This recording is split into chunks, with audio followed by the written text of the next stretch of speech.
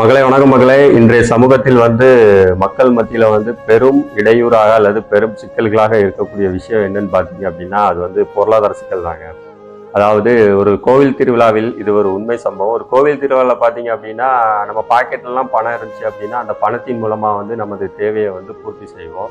ஆனா ஒரு கூலி தொழிலாளி அதாவது தன் மகனிடம் ஒரு மகன் அப்பா இந்த செயற்கை சறுக்குல விளையாடணும் அப்படின்ட்டு பிரியப்பட்டு கேட்குறான். ஆனால் அதற்கு அவர் பாக்கெட்டை பார்த்துட்டு அந்த பாக்கெட்டில் பணம் இல்லாமல் வேண்டாம்ப்பா அப்படின்னு சொல்லி அடுத்த கட்ட நகர்வுக்கு கூட்டிட்டு போறாரு.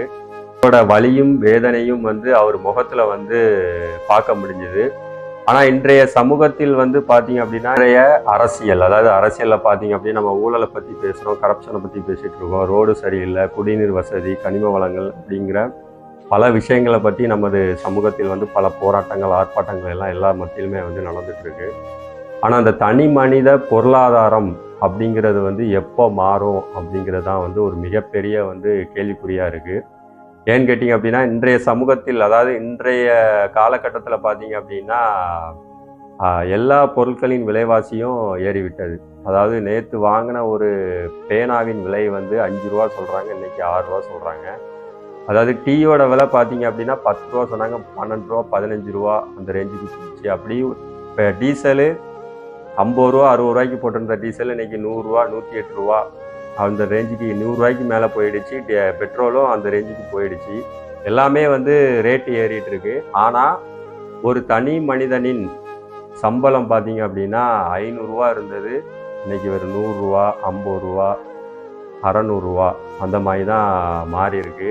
ஆனால் அப்படி அந்த தனி மனிதனின் சம்பளம் உயராமல், தனி மனிதனின் பொருளாதாரம் உயராமல் இந்த சமூகத்தில் எதையுமே மாறாது, மாற்றவும் முடியாது.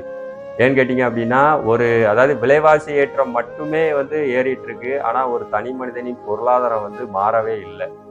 அதனால பார்த்தீங்க அப்படின்னா பெரிதும் பாதிக்கப்படுவது இந்த அரசு ஊழியர்கள்லாம் பார்த்தீங்க அப்படின்னா டிஏன்னு சொல்லுவாங்க, அகவிலைப்படி. அந்த அகவிலைப்படி எதற்காக உயர்த்தப்படுது அப்படின்னா, அதாவது அவங்க சம்பளத்துல இருந்து அந்த வருடத்திற்கு அந்த விலைவாசிக்கு ஏற்றாப்போல உயர்த்தப்படும். எதற்காக அப்படின்னா, அந்த விலைவாசியை அவங்க கட்டுப்படுத்தணும், அவங்களுக்கு ஏற்ற மாதிரி அவங்க வாழ்வை வாழணும் அப்படிங்கிறதுக்காக தான் அந்த அகவிலைப்படி அப்படிங்கிறத கவர்மெண்ட் அரசு ஊழியர்களுக்கு செயல்படுத்திட்டு இருக்கு.